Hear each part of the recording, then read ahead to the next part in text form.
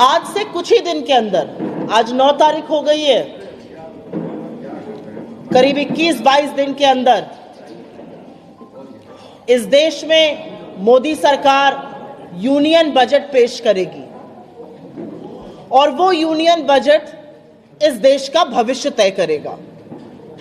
अभी आपने देखा ही 48 घंटे पहले ग्रोथ रेट आई है 6.4%। तो वो जो यूनियन बजट होगा वो इस देश के अर्थव्यवस्था की, इस देश के रोजगार की दिशा और दशा दोनों तय करेगा। वो तय करेगा कि क्या इस देश में निवेश और उपभोग होगा, वो तय करेगा कि क्या महंगाई की मार से जो लोग जूझ रहे हैं उनको कुछ राहत मिलेगी, और सबसे बड़ी चीज वो तय करेगा कि आपके जैसे और हम जैसे तमामों करोड़ों लोग जो टैक्स की मार और टैक्स के बोझ के नीचे उसके तले दबते जा रहे हैं, क्या उनको कोई राहत मिलेगी। और किसी भी आकलन से पहले टैक्स पर आज बात करनी जरूरी है, क्योंकि आजाद भारत में पहली बार सूट बूट की नरेंद्र मोदी सरकार ने इनकम टैक्स को कॉर्पोरेट टैक्स से ज्यादा कर दिया है। मतलब जो धन्ना सेठ, जो बड़े बड़े पूंजीपति हैं, वो आपसे, हमसे, इस देश के गरीब वर्ग से कम टैक्स दे रहे हैं। गला आपका रेता जा रहा है टैक्स पर, आपके बच्चों की पढ़ाई, आपकी दवाई पर उसका असर पड़ रहा है। लेकिन टैक्स की चर्चा हो तो शुरुआत तो गब्बर सिंह टैक्स से ही करनी पड़ेगी। छुट्टियों का माहौल था, आप लोग भी गए होंगे सिनेमा देखने, हो सकता है 2 बच्चों के साथ गए हो। लड़के ने कहा हो मैं नमक वाला पॉपकॉर्न खाऊंगा, बच्ची ने कहा हो कि मैं तो सॉल्ट कैरेमल खाऊंगी, हो सकता है धर्मपत्नी ने कह दिया हो मैं तो मिक्स खाऊंगी। अब वही अड़चन आ गई, जीएसटी कौन सा लगेगा, 5 लगेगा, 12 लगेगा, 18 लगेगा। ये गुत्थी सुलझाने में पूरा देश उलझा हुआ है। और इसीलिए गब्बर सिंह टैक्स की बात करनी है, क्योंकि जीएसटी एक इनडायरेक्ट टैक्स है। आपकी पॉकेट में 5,000 रुपए है, आपकी पॉकेट में 500 रुपए है, आपकी पॉकेट में 50 लाख रुपए है, सरकार को कोई फर्क नहीं पड़ता। अगर आप आज की तारीख में कोई सामान खरीदते हैं तो गरीब हो या अमीर, उसको एक बराबर जीएसटी का टैक्स देना है। और इसीलिए इनडायरेक्ट टैक्स को डीमेरिट टैक्स कहा गया है। ये उपभोग पर टैक्स होता है, ये कंजम्पशन टैक्स होता है। आप जो भी खरीदिएगा, आपने जूता खरीदा, आपने शर्ट खरीदी, आपने आटा खरीदा, दही खरीदी, उस पर एक बराबर टैक्स देना है। इस देश का सबसे अमीर आदमी मुंबई के नरीमन पॉइंट पर भी वही टैक्स दे रहा है जो हजरतगंज का रिक्शे वाला दे रहा है। एक माचिस की डब्बी पर, एक बाल्टी के मग पर, एक कॉटन की शर्ट पर, एक हवाई चप्पल पर। यह असलियत है जीएसटी की। और जीएसटी को जिस तरह से बढ़ाया जा रहा है, रोजमर्रा की आवश्यक वस्तुओं पर जिस तरह से जीएसटी का प्रहार किया जा रहा है, उससे पूरी तरह से रायता फैलाकर रखा है सरकार ने पूरे देश में।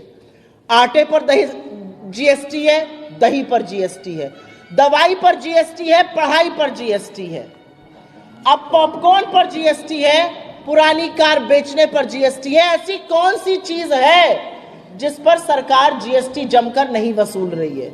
शायद अभी तक सांस लेने पर टैक्स नहीं लगाया गया, बाकी हर जगह हर व्यक्ति टैक्स दे रहा है। हर महीने मोदी सरकार बढ़ चढ़कर सीना ठोककर बताती है हमने इस महीने इतना जीएसटी कलेक्ट किया।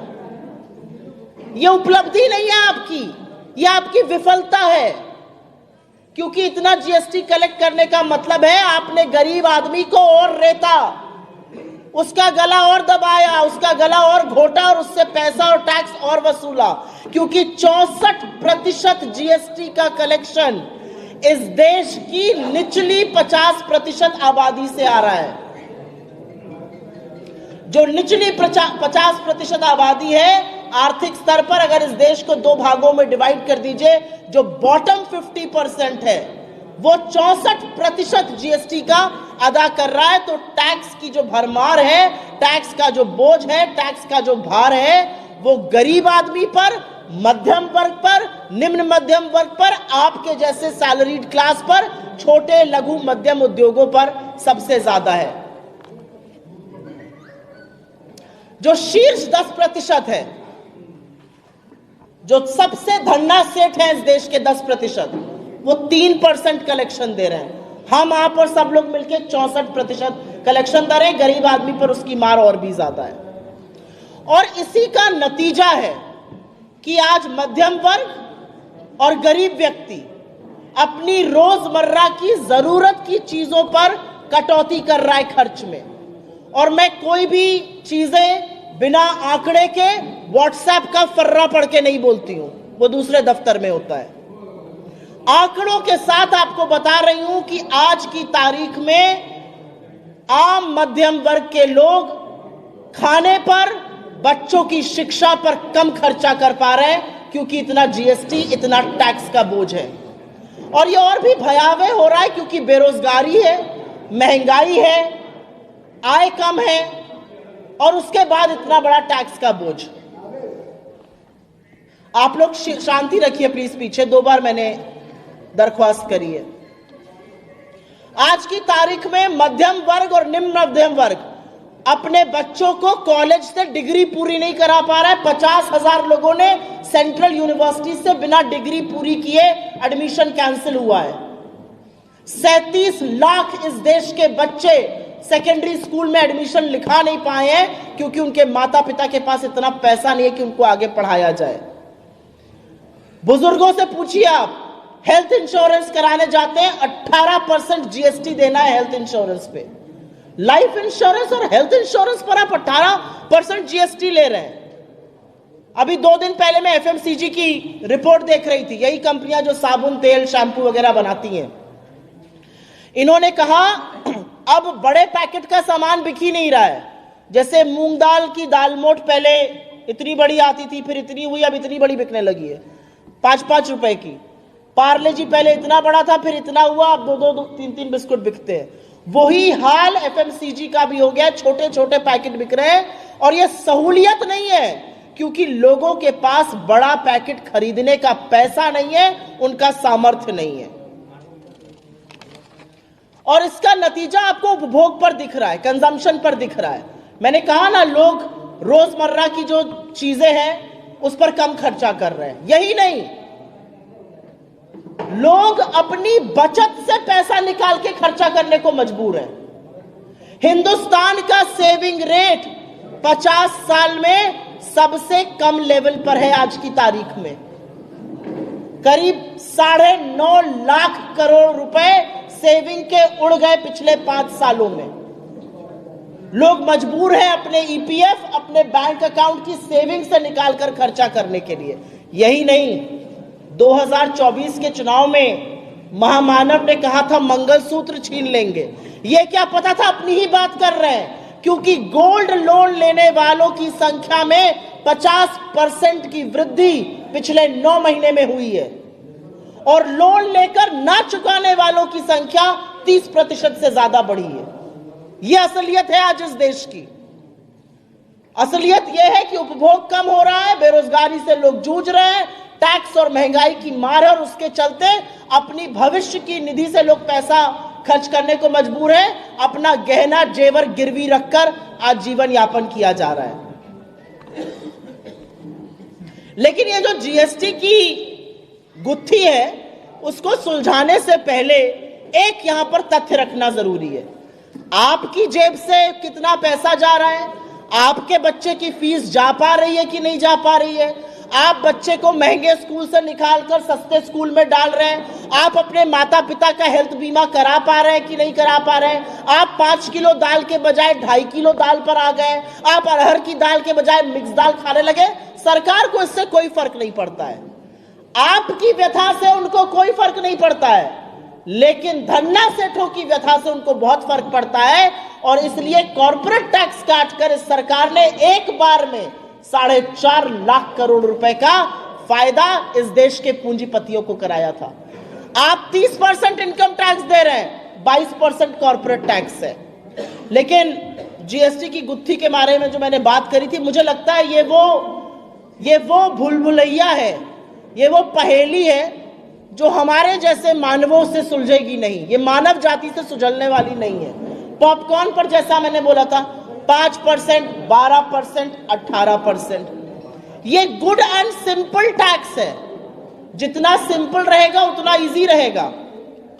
कांग्रेस पार्टी पैरोकार है कि एक नहीं तो ज्यादा से ज्यादा 2 लेवल ऑफ टैक्स होना चाहिए। इस सरकार में आपको पता है कितनी जीएसटी की दरें हैं? कोई बताएगा मुझे यहां पे?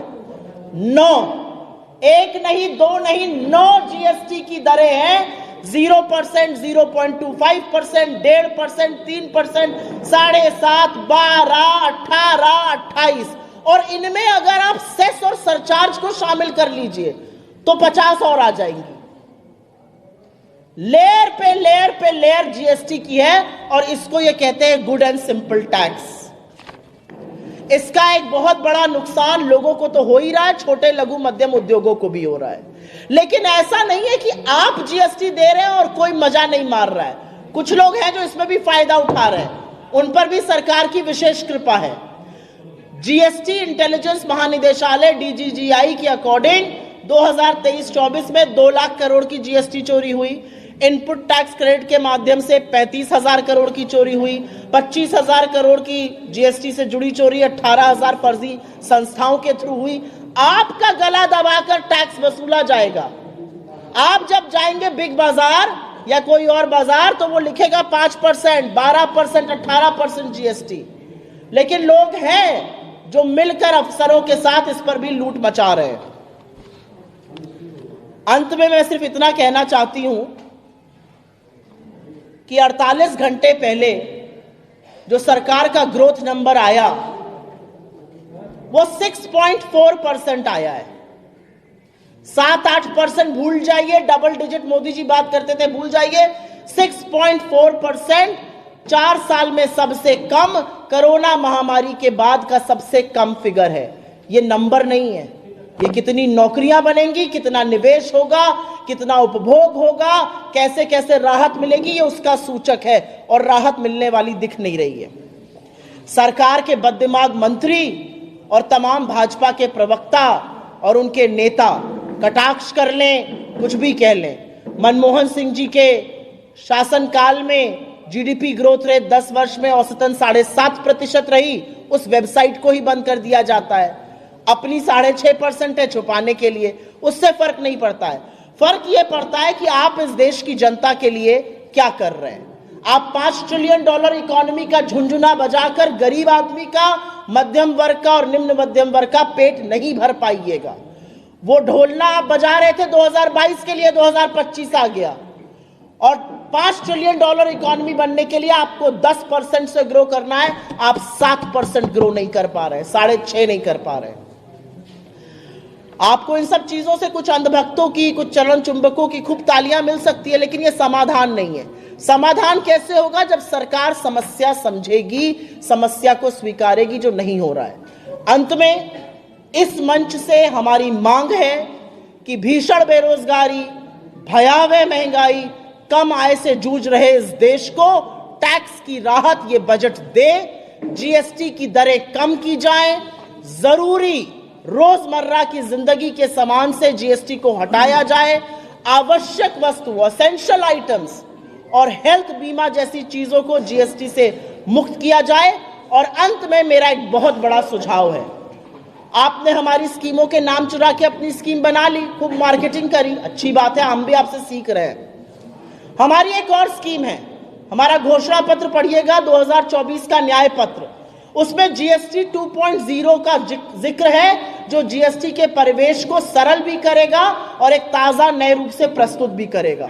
उसको उठा लीजिए, अपने ही लिए, अपने ही श्रेय ले लीजिए, लेकिन इस देश के लोगों को टैक्स की कहर से कुछ राहत दीजिए। ये हमारी मांगे हैं। आपके सवालों का स्वागत है। अगर सवाल पहले जीएसटी और टैक्स और आर्थिक जगत से आएंगे तो मैं बहुत अनुग्रहित रहूंगा। जी दोस्त, कोई सवाल? एक मिनट,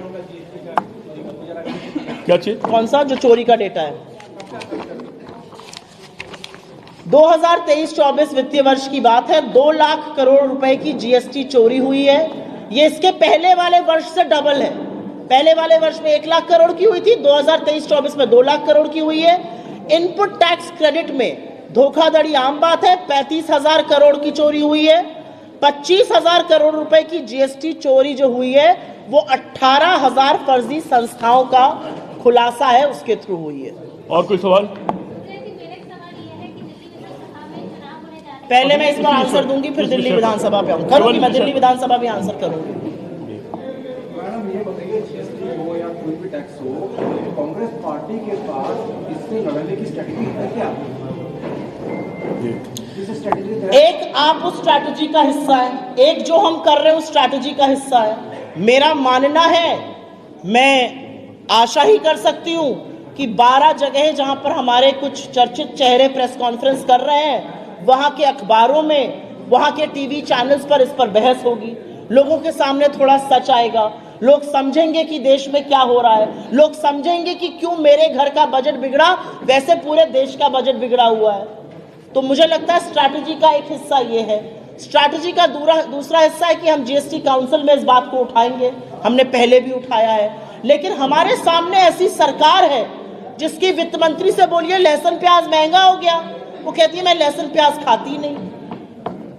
तो सरकार की संवेदनहीनता को दिखाना विपक्ष का काम है, वो हम कर रहे हैं। आवाज उठाना हमारा काम है, वो हम कर रहे हैं। लेकिन ये डिसीजन, ये निर्णय कार्यपालिका एग्जीक्यूटिव को लेना पड़ेगा, जो सरकार में है उनको लेना पड़ेगा। हमने जबरदस्त मांग उठाई, हेल्थ बीमा से 18% जीएसटी हटाइए, सरकार ऑलमोस्ट मान गई, हमें लगा हो जाएगा, हम तो स्वागत करने के लिए तैयार थे। बजाय हेल्थ बीमा से जीएसटी हटे, पॉपकॉर्न पर नया जीएसटी लग गया, पुरानी गाड़ी पर नया जीएसटी लग गया। तो मेरा अपना मानना है कि सरकार आम आदमी का गला जरूर मरोड़ रही है, पूंजीपतियों को फायदा पहुंचा रही है। स्ट्रैटेजी का एक हिस्सा ये कि इस पर चर्चा तो शुरू हो। और कोई सवाल दोस्तों? शहरी लोगों को तो समझाया जा सकता है, जो लोग एजुकेटेड है, पढ़े लिखे हैं, ग्रामीण अंचल के लोग हैं, उनको तक ये आप कैसे पहुंचाएंगे? मैं आपकी बात से असहमत हूं और बड़े सर्वसम्मति से और बड़े सम्मान से असहमत हूं। अगर आपके घर में बच्चे की पढ़ाई पर, दवाई पर, खाने पर कम खर्च हो रहा है, तो आप शहर में रहिए या गांव में रहिए, आपको वो बात चुभ रही है और ये किसी को समझाने की जरूरत नहीं है। एक माइक ले लीजिए और मत बताइए आप कहां से हैं और चले जाइए गांव में, और जितने अच्छे से ग्रामीण अंचल के लोग ये बात समझा सकते हैं, वो शहर के बहुत भक्त नहीं समझा पाएंगे। ये मैं आपको दावे के साथ कह सकती हूँ, ग्रामीण परिवेश से आती हूँ इसलिए और अच्छा कह सकती हूँ। जो गांव का आदमी है वो आपको 4 बातें और बताता है। यूरिया की बोरी 50 की थी, पैसे वो 45 की हुई, कैसे उसका दाम बढ़ा, कैसे उसका दाम घटा। मैं आपको एक वाकया सुना देती हूँ, आज से 1 साल पहले की बात है। मैं महाराजगंज में थी और एक बिल्कुल ग्रामीण परिवेश का व्यक्ति मुझसे मिलने आया था। सवेरे सवेरे की बात है, ऐसे ही जनवरी फरवरी का महीना था, और हमने उनको चाय और बिस्किट जो आता है उसको दिया जाता है वो दिया। उसने पार्ले जी का बिस्किट खाकर वो बात कही जो आज तक शहर में किसी पढ़े लिखे तथाकथित व्यक्ति ने नहीं कही थी। उसने कहा इहो उड़ा गई ले, ये भी लेके डूब गए।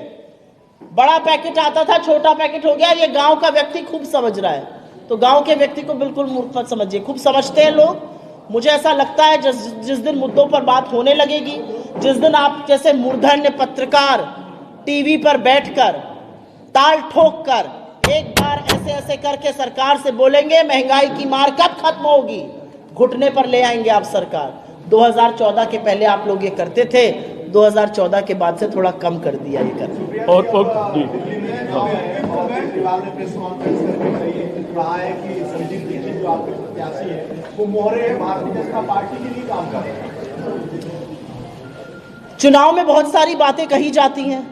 कांग्रेस पार्टी पर एक ही दल है इस पूरे देश में, भारतीय राष्ट्रीय कांग्रेस, जिसके साथ बीजेपी की साठगांठ पर कोई आरोप नहीं लगा सकता, जिसका पूरा आंदोलन आरएसएस ने खड़ा किया, जिनको छोटा संघी बुलाया जाता है, जो जब दिल्ली में दंगे होते हैं चुपचाप बैठ जाते हैं, जो गुजरात जाते हैं बिल्किस बानो का नाम नहीं लेते हैं, जो अपने साथियों को जो एक वर्ग विशेष से आते हैं उनको दूध की मक्खी की तरह निकाल देते हैं, उनके मुंह से ऐसी बातें अच्छी नहीं लगती। मैं शालीनता और मर्यादा इस मंच से नहीं छोड़ूंगी।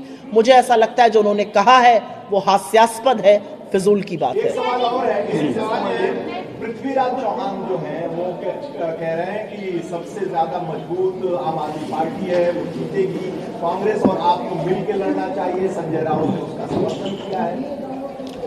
कांग्रेस की अधिकृत प्रवक्ता आपके सामने मैं बैठी हूं, राष्ट्रीय प्रवक्ता हूं, CWC की मेंबर हूं, जो highest decision making body Congress party की है। ये उनका निजी बयान हो सकता है, ये पार्टी का बयान नहीं है। अभी एक मिनट, ये महिला पूछना चाह रही है, इसके बाद आपके पास दिल्ली में विधानसभा के चुनाव होने जा रहे हैं, तो उसमें कांग्रेस अपने दम पर चुनाव में उतरेगी या फिर इंडिया अलायंस के साथ? नहीं, मुझे नहीं लगता आपने शायद चुनाव फॉलो किया है। हम अपने दम पर चुनाव लड़ रहे हैं, हमारे काफी सारे प्रत्याशियों की घोषणा भी हो चुकी है, फुल स्विंग में चुनाव चल रहा है, प्रचार चल रहा है। मुझे समझ में नहीं आया सवाल ये। आलोक जी, कांग्रेस गठबंधन को सपोर्ट कर रही है उपचुनाव में। अखिलेश जी ने कहा है कि दिल्ली के चुनाव में वो आपका समर्थन करेंगे, इस पे आप क्या कहेंगे? उनकी मर्जी है। हमें ऐसा लगता है कि इंडिया गठबंधन को मजबूत रखना, उत्तर प्रदेश के क्रूर प्रशासन से लड़ना, उत्तर प्रदेश में जो सरकार अहंकार के मद में डूबी हुई है, जो निरंकुशता पुलिस की हम रोज देखते हैं, उसका डटकर मुकाबला करना, इंडिया गठबंधन के साथ हम मिलकर ये चुनाव लड़ रहे हैं। इसमें कोई भी मतलब मुझे इसमें कोई विरोधाभास नहीं दिखता है। उनका दिल्ली में जिसको भी समर्थन करने का मन हो वो कर सकते हैं। हमें ऐसा लगता है कि उत्तर प्रदेश में भारतीय जनता पार्टी को रोकने का, उत्तर प्रदेश में 46 सीट जो इंडिया गठबंधन ने जीती, जिसमें कांग्रेस और सपा महत्वपूर्ण भूमिका हमने मिलकर अदा करी, उसने इस देश का राजनीतिक परिवेश बदला। अगर उत्तर प्रदेश ने निर्णायक निर्णय ना दिया होता और बीजेपी को ना हराया होता तो नरेंद्र मोदी आज बैसाखी की सरकार ना चला रहे होते। ये बताइए, डिप्टी सीएम ब्रजेश पाठक ने आज बयान दिया है, उन्होंने कहा कांग्रेस इतनी कमजोर हो चुकी है। किसने? डिप्टी सीएम ब्रजेश पाठक इतनी कमजोर हो चुकी है, चुनाव से वर्कआउट विड्रॉ कर लेती है, और क्यों नहीं चुनाव जो है कांग्रेस लड़ती है। तो अब भाजपा के डिप्टी सीएम क्या कह रहे हैं उस पर मैं क्यों प्रतिक्रिया दूंगी? भाजपा के डिप्टी सीएम, सुनिए मेरी बात, भाजपा के डिप्टी सीएम हमारी बड़ाई तो करेंगे नहीं। भाजपा के डिप्टी सीएम सुबह चाय पीकर ये तो नहीं कहेंगे आओ भाई एएनआई, आओ भाई पीटीआई, आज कांग्रेस की भूरी भूरी प्रशंसा करूंगा। वो तो आपको बुलाकर 10 बातें ही हमारे खिलाफ सुनाएंगे, तो उनको बोलने दीजिए। असलियत ये है कि ब्रजेश पाठक जी हो या योगी आदित्यनाथ जी हो या अमित शाह जी हो या नरेंद्र मोदी जी हो, इनमें से कोई भी आपको ये नहीं बता पा रहा है कि लोकसभा चुनाव में इनको इतनी बड़ी पटखनी उत्तर प्रदेश ने क्यों दी। उपचुनावों में हमारा एक स्ट्रेटेजिक निर्णय था, और निर्णय था कि हम नहीं लड़ेंगे, यहां पर सपा ज्यादा मजबूत है, हमने उसको लड़ने दिया। विथड्रॉ करने का क्या मतलब होता है? हमने अपने घटक दल का समर्थन किया, इसको विथड्रॉल कैसे बोलते हैं? भाजपा के व्यक्ति तो बात को मिर्चा लगाकर बोलेंगे ही चटकारे लेकर, उसका जवाब मैं देने के लिए थोड़ी बैठी हूं यहाँ पे। मैम, आपने मजबूती की बात करी कि जो पार्टी जहां मजबूत होती है उसको, आप लोगों की अर्थव्यवस्था में जरा भी रुचि नहीं है। आप लोग खूब टैक्स देते रहिए, ऐसे अपना गला रेतवाते रहिए।